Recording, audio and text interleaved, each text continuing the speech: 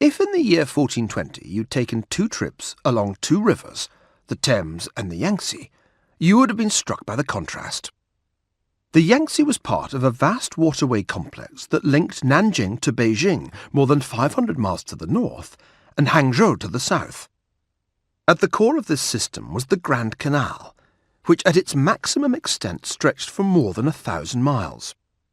Dating back as far as the 7th century BC, with pound locks introduced as early as the 10th century AD and exquisite bridges like the multi-arched Precious Belt, the canal was substantially restored and improved in the reign of the Ming Emperor Yongle.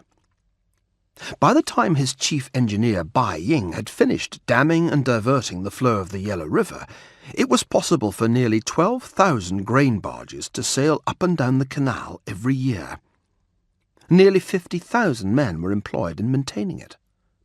In the West, of course, the grandest of Grand Canals will always be Venice's. But when the intrepid Venetian traveller Marco Polo had visited China in the 1270s, even he had been impressed by the volume of traffic on the Yangtze.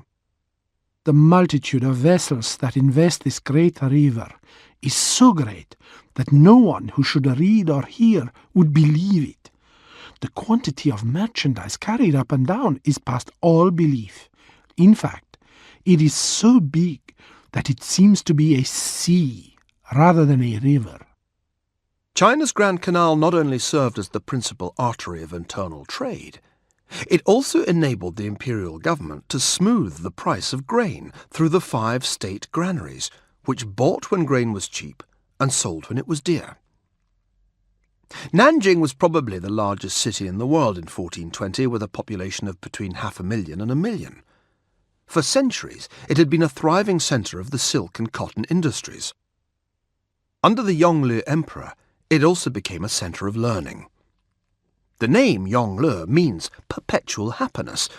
Perpetual motion would perhaps have been a better description. The greatest of the Ming emperors did nothing by halves. The compendium of Chinese learning he commissioned took the labour of more than 2,000 scholars to complete and filled more than 11,000 volumes.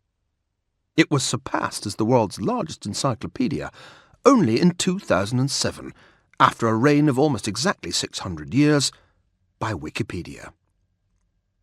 But Yongle was not content with Nanjing.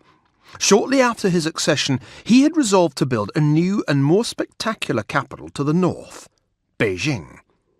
By 1420, when the Forbidden City was completed, Ming China had an incontrovertible claim to be the most advanced civilization in the world.